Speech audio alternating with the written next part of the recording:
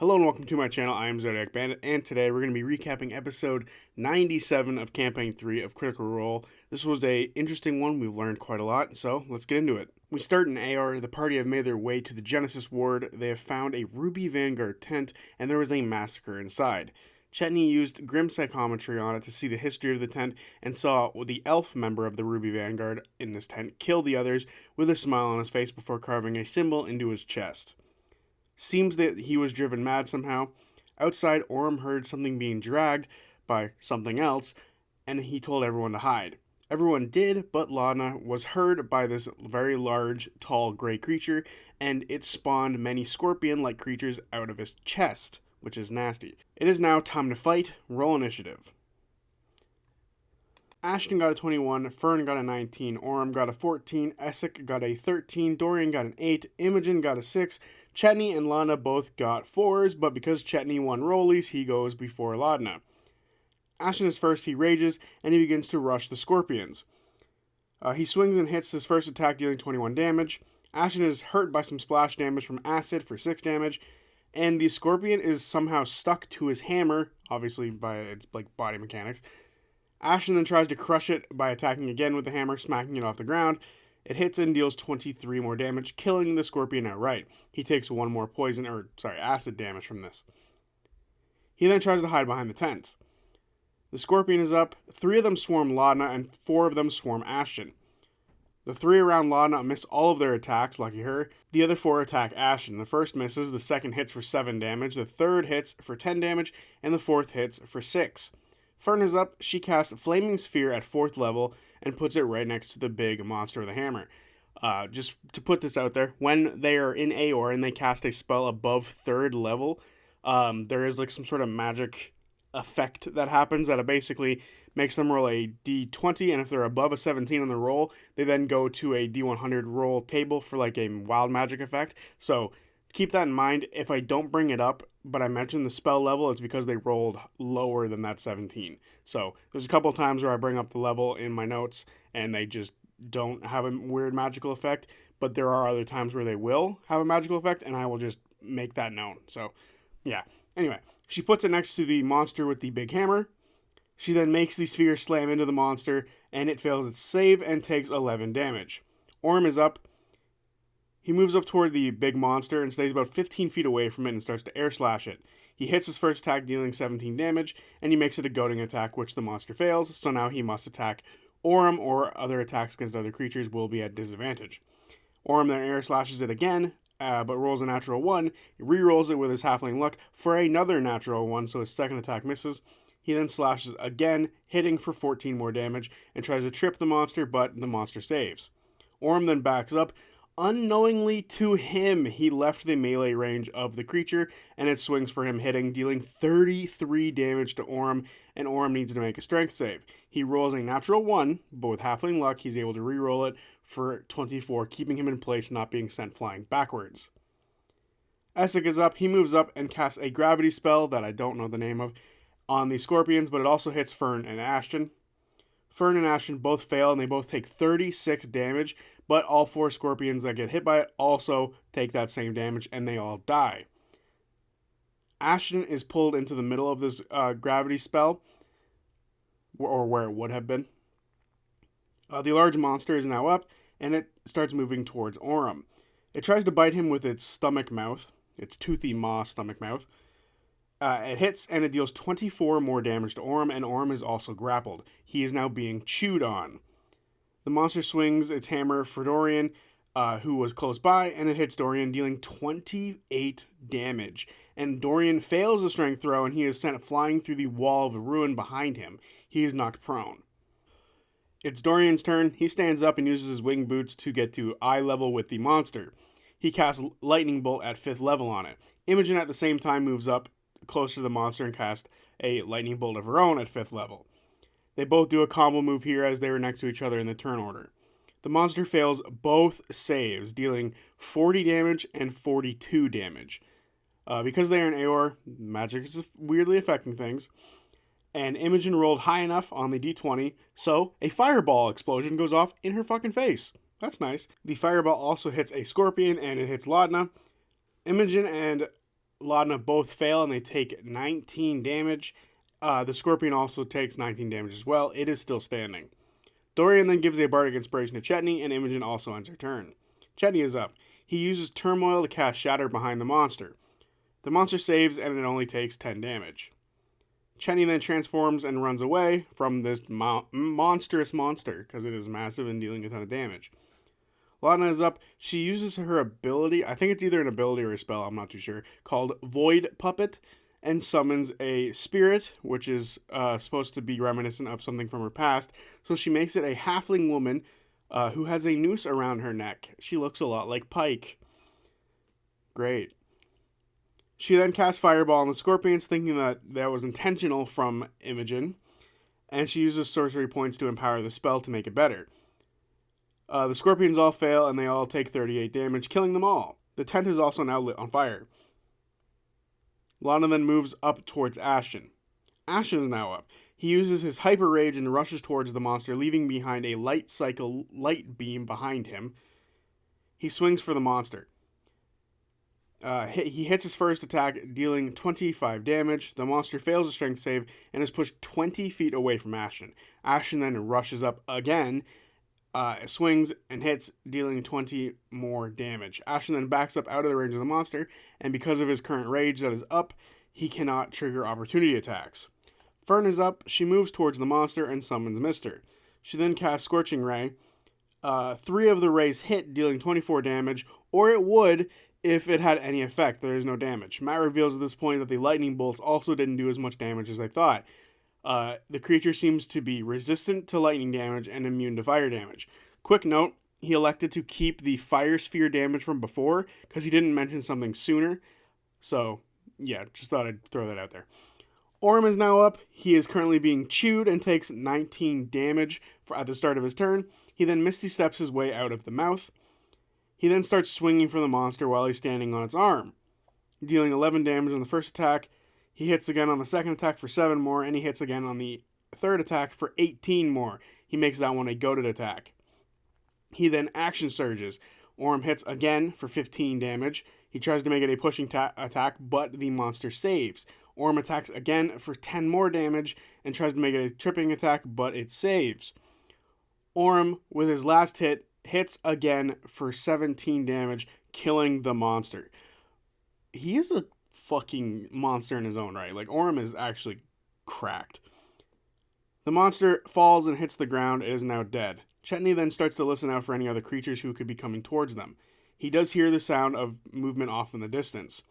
The tent, which is still on fire, is put out by Imogen and Fern, who use Control Flame at the same time. Chetney copies the symbol that was carved into the elf's chest onto a piece of wood.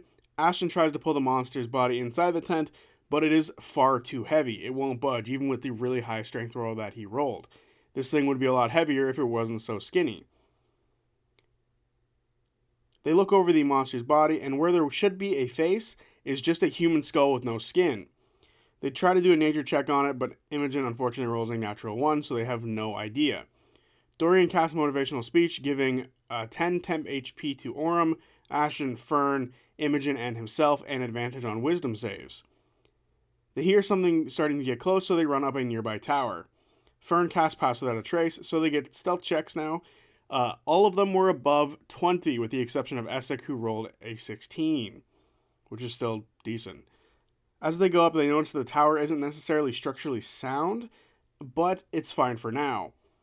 Orm looks out to see anything, or to see if he can see anything. He sees a pack of hound-like creatures. They are much larger than your standard dog. They have no fur, and they seem to have really weird rubbery-looking skin, a muscly tail with an eyeball on the end of it. I actually have this mini. It's fucking grotesque looking. They go inside the tent and they start feeding on the bodies. Laudna thinks back to the Avedons on Ruidus and wonder if these creatures are similar, but they kind of aren't. They're very different. There's no heads on an Avedon or anything like that, so there's a bit of a difference. She tries to also think back to the other monsters that the science division were making on the moon and seeing if there was any connection between that and the giant monster they fought. It's kind of hard to tell, though, just based on her memories. Orm hears another noise off in the distance. The dogs start to freak out, and they take their food and run. Orm sees off in the far distance in the cavern a bit of sunlight as he's looking over the place. There seems to be a ceiling of ice above them, and small bits of light are able to peer through. He sees hundreds of these magical domes, all giving off dim light as well, the magical domes holding in Aeorians. Essex says where they are going, he's never quite been. They should take a moment here to rest up, best to get their strength back if they can. The party agree. Ashton says feeling Essex magic was kind of strange. Essex says that he is interested in his abilities as well, and he'd like to look him over after this is all done. During their break, they see gorilla-like creatures that are green, again furless with very weird rubbery skin, and they see them look around the tent area. They all seem to ignore the monster that the party just fought. The party take a short rest and all heal up. Another dog-like creature with the eyeball comes up to the tent after their rest is ended. Essex points above it, and the party see a strange thread going down toward the dog. Orm can see that it's not a thread, but it's more like a goopy snot-like texture, which is just fucking gross to think about. It touches the dog, and then the dog gets yanked up into the ceiling and disappears.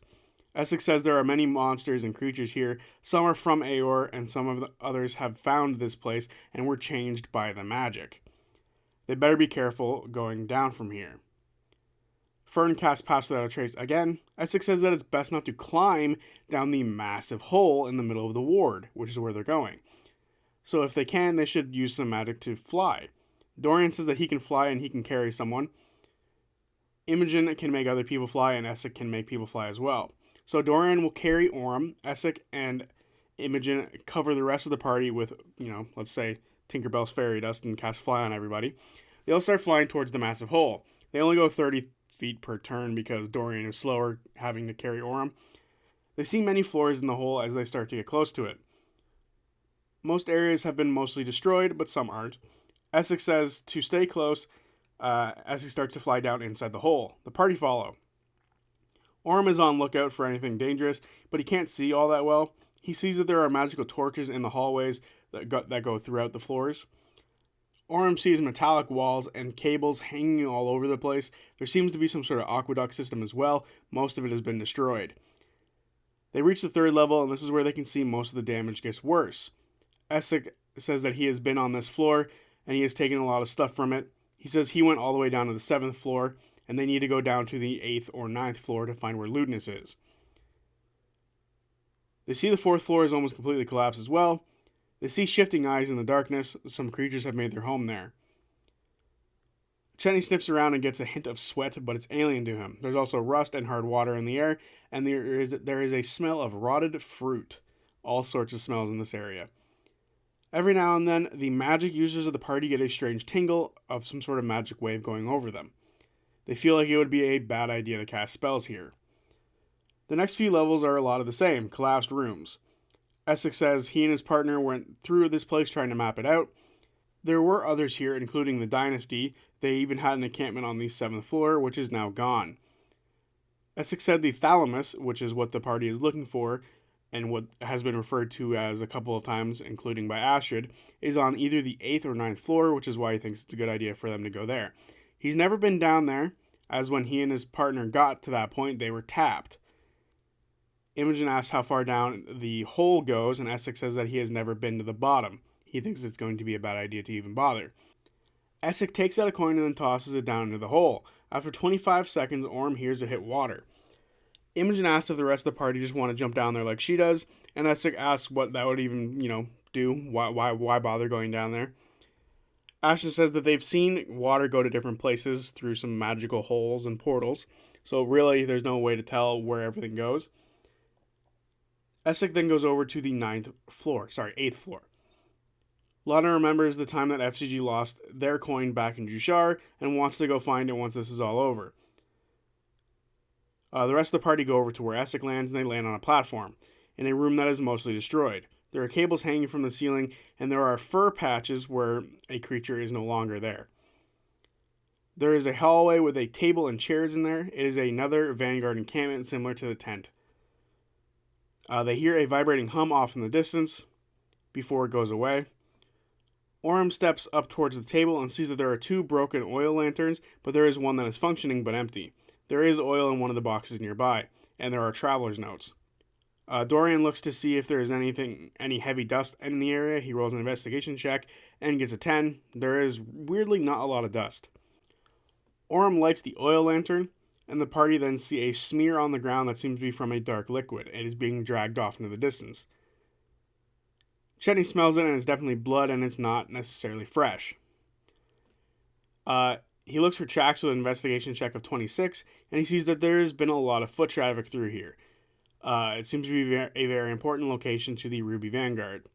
Laudna pulls out Pate and tells him to go invisible, and tells him to go ahead of the party in the hallway. The party then begin to follow after him. Chetney and Orem are in front. Laudna, Ashton, Fern, and Essek are behind them, and Imogen and Dorian are in the back. Dorian casts see invisibility. Imogen makes him light for the party as Orem turned off his little lantern. They see that there are marble floors below them as they walk, and they see there are gaps in the floor going up to the floor above them. Gaps in the ceiling going to the floor above them. The air in here is rather moist, and it's a lot warmer down here than it was up below. Up above. There is no frost. The smell of rotten fruit is getting a lot stronger here, however. They go about 100 feet down a straight hallway, and the blood trail is still going. Lana is looking through Pate's eyes, and with a perception check of 12, she sees a nearby doorway to the left. It is open. It has a metal frame. She sees that it is a 20 by 25 foot room, and it seems to be like a storage room with metal pipes on the ceiling. She tells the others that it's a storage room. She tells Pate to push about 120 feet ahead of them. 40 feet past that, there is another room. He makes a perception check again on the inside. This room is much wider, and it seems to have a bunch of stools inside in it, and there are large glass cylinders. One is broken. Pate investigates the room with a 21. The containers are mostly empty, and he finds tools, but nothing of importance. He goes back out in the hallway. They haven't heard that hum since they first heard it back in the initial room. Essex says this was as far as he got last time. He found a book speaking of the thalamus, which is how he knew this was the place they should be. Lana asks if the book was new or old, and Essex says that it was an ancient book, and he says that translating it was hard, but magic helped. He says the thalamus seems to be the center of research in this city. He says the notes said that the thalamus was a part of this region, which is again why he thought this was the best place to look. The party asks if he's ever heard of Dominox before. That's why the Ludinus is here to deal with it, and it's stopping his progress. Essex hasn't heard of such a thing before. They ask how far Essex has gotten, and he says that there is a sealed door up ahead, and that is as far as he's gotten. The party question how powerful the person Essex came here with was for them to get this far alone. Essex says that they are very powerful, but they were both spent by the time they got here. Orem asks if it was a man or a woman, and Essex says that he is a very powerful mage and sometimes teaches. Essex says his name is Bren, and he would have brought them here if he wasn't busy right now. Wonder what he's busy with. They push forward. Pate sees another door off to the left side of the hallway and sees that it's collapsed, and there is a magically crafted brace holding the ceiling up. Essex says that this wasn't here the last time that he was here. There was a magical ward blocking progress. Fern asks who did this, and Essex thinks that the assembly were the ones who did it. Chetney looks for any traps and doesn't find any. He had a very good roll on that investigation check. He also says that the brace here is very well crafted. The bloodstain continues down the hallway. Pate sees the hallway curves, and there are two doors on either side of the hallway as they continue moving forward. They are both closed. Pate looks them over. They both have iron handles, and there seems to be a stone within on the left-hand side one. The party reaches the doors, and Orem looks at the stone on the one door. The door is made of brass, and the stone doesn't really fit the aesthetic at all. Chetney checks the door for traps. He rolls 11 on the investigation roll and doesn't see any. Fern pushes on the stone, and the door opens. Nothing happens. Fern is annoyed that nothing happened. Ashton looks inside the room and sees a matching stone on the other side of the room on another door. He also sees that there are tables all pushed to one side. There seem to be 6 ancient corpses in here. Orem looks for danger inside the room. He doesn't see anything, but hears some sort of weird bubbling sound.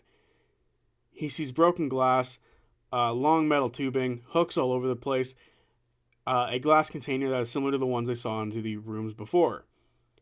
The sound is coming from inside that glass container, and there seems to be some sort of smear or smudge inside. The bubbling sound is coming from it, and whenever the sound is made, the smear inside moves. Gross. It's like Flubber who's trapped.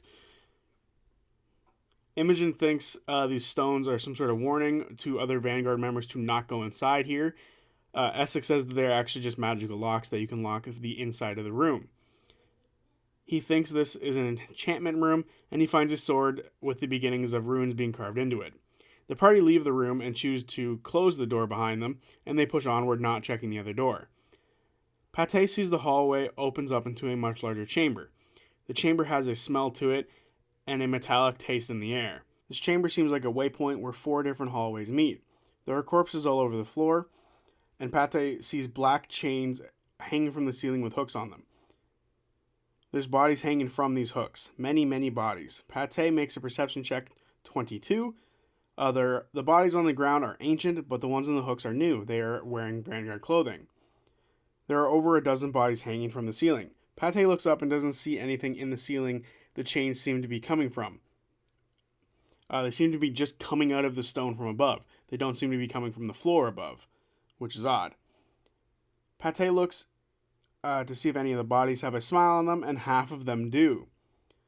Lana tells the others, and she thinks that this is the doing of Dominox. If this is Dominox's doing, Lana understands why Ludinus is dealing with this personally. Orm pulls out a sword. Imogen asks if there is Ludinus on the chain. Unfortunately, he's not. He didn't get off-screened. Pate also sees the chains are on the ground. There's shattered furniture all over the place, and all of the hallways go into different directions with closed doors. Laudna says to watch the floor because there are chains on it.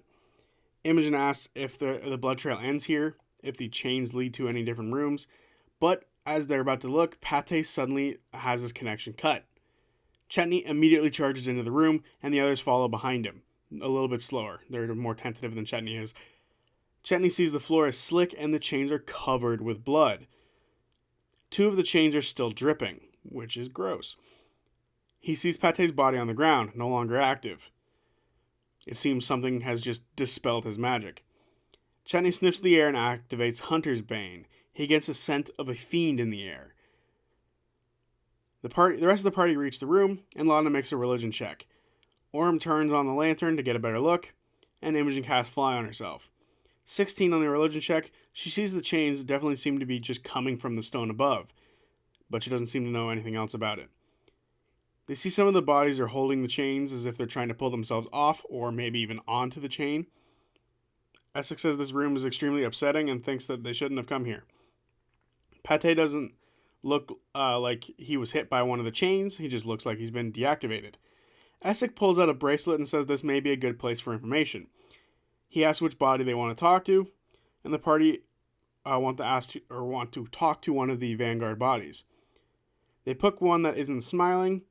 Chetney looks for a symbol that they found before in the tent, but he doesn't see any. They pick the closest body to them. Essex doesn't want to be the one to do it and holds out the bracelet for the party to take. It is a bracelet that'll let them speak to the dead twice a day. Imogen takes it. She flies over to one of the bodies, and she's a woman with brown hair. She has a smile on her face. Imogen doesn't want to ask her any questions. She flies over to a body that is holding onto a hook. It is an orc, a much older man. He has a breastplate on. Orm steps between the 3 hallways and gets ready for something, just in case. Imogen uses the bracelet on the orc. His head looks up at her. Essex gets ready as well, holding up his hands to get ready to cast a spell if need be. Imogen asks what did this to him. The body simply says it calls himself Dominox, and it whispers in our heads. Imogen asks, do you have any clues on how to avoid him, or defeat him? He says no. They were told just to hold the chamber. She asks which way Ludinus went. The orc simply says he didn't see Ludinus. Imogen asks what were the chambers that they were looking in. He says all of them. She asked if he did anything to make the chains find him. He thinks it all started in the engine room, and his body goes limp. Fern casts Mage Hand and opens up the clothing on the chest of the body that was closest to them, and there is in fact the symbol on it. Fern asks if she should reach out to Asmodeus' champion, Tavon. The party aren't sure. She then talks into her finger, where he kissed it on her hand, and then she kisses it. The spot suddenly bursts into flames, and off it comes a single spark that suddenly tears into a portal. A heavy foot comes through, and then more of a body steps out as well. Through the portal comes a devil red-skinned, horned, gray-haired devil. It is Tavon. He says, "You called?"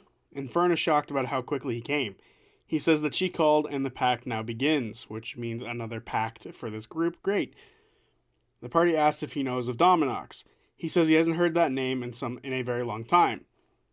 He says there have been a number of grand demons they wanted to kill. They wanted to kill him during the calamity, but they couldn't find him. He says that there will be ruin in the air tonight. Lana asks if he can call for backup, and he says that there is a lot going on right now, and there are many preparing for the attack on the Red Moon. And the Great Prince doesn't want any destruction to come to him. He will aid them until he is called upon by his god. He says a grand demon is quite the task, and the joy in his face turns from joy to strategy. He asks why the grand demon is here now. The party aren't sure.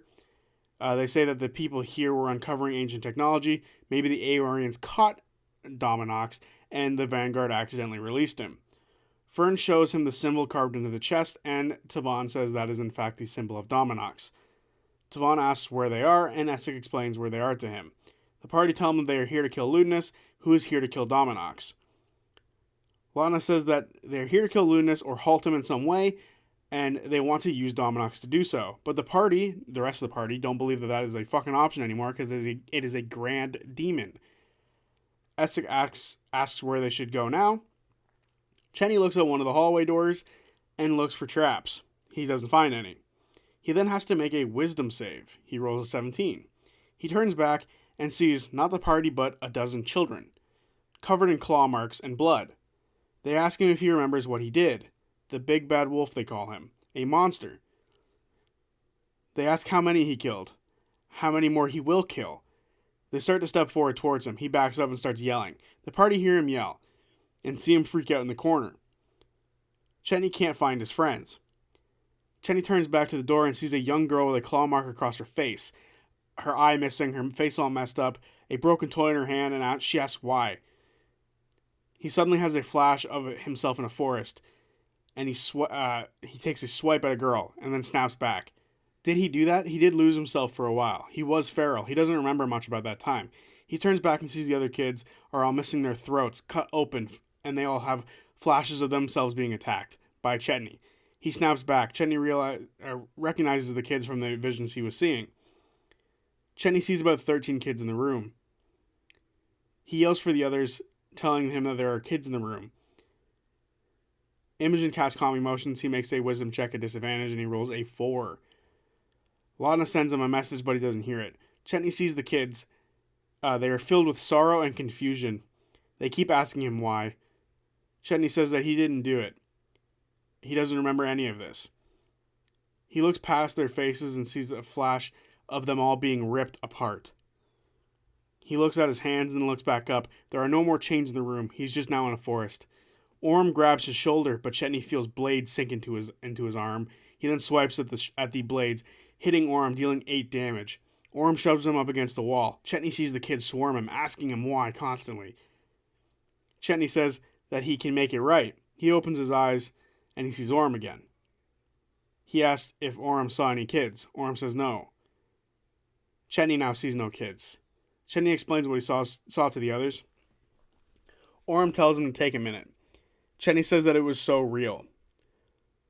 Lana thinks that they should take a step back out of the room. Chetney asks if Tavon knows what that was.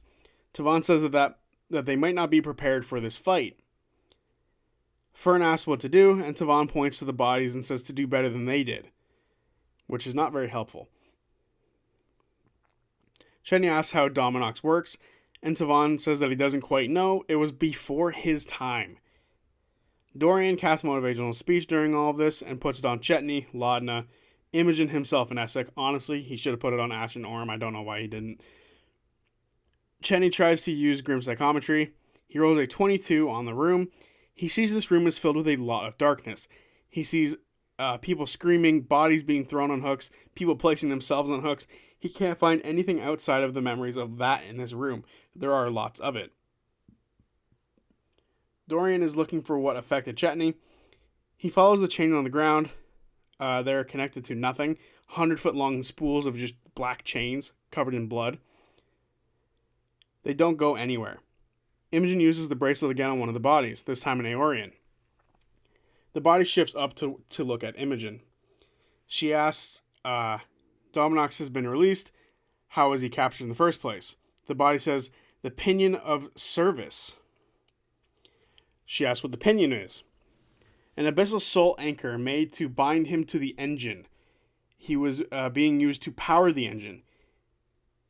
He is released during the extraction process and returned to it when he is killed. They ask where the engine is, and he points to one of the hallways. How do you turn the engine on? The body says that the engine should be on. The seals should remain. He should be harmless right now. What are Dominox's weaknesses? When he is slain, like any demon, he is returned to the abyss. And when killed there, they're gone forever. But the pinion is from there. So when he is killed, that's where he goes. They use it to power the engine. They ask what Dominox is attracted to. The body says, Dominox feeds on insecurity, which means that this party is absolutely fucked. He introduces suffering and self-loathing until the body gives up to nothingness. This party is absolutely screwed. Dorian now needs to make a wisdom save of his own. He rolls a 16. As the party are talking to the dead body, Dorian goes over to the left side. No one's been in that part of the room yet. He sees a body and it has blue skin. He looks at the chest, and the chest is familiar. There's a hook going through the chest. He sees it, and it's his brother Cyrus. Cyrus looks up and says, You never let me fix my own mistakes. Instead, you pulled me into your own, and look where it put me, brother. And this is where the session ends. And there you have it, episode 97 of Campaign 3 of Critical Role. I fucking love Aeor. It is so interesting. I love how magic is affected here. I love how the creatures are all creepy and different and very interesting. I'm loving the new lore that we're learning about it with, like, you know, the ancient technology, the thalamus, how Dominox seems to be powering it. The hubris of the people of Aeor, the hubris of just people in the Age of Arcana to think that they could control beings like this is very interesting, and I very much enjoy learning more about it. It was very much one of the reasons why Calamity was so enjoyable, because we got to see what the people were like before the Calamity itself, and to see more of that is really interesting and really cool. And Matt on Four Sided Dive that came out earlier this week, he gave a bit more insight about like how sort of Aeor was sort of destroyed. I think it might also be in the books, but it's been a minute since I read them. But he basically said, like, during the Calamity, like, the two sides of the gods were fighting, like, the Betrayer gods and then the not Betrayer gods. And, like, during it, they were like, you know what?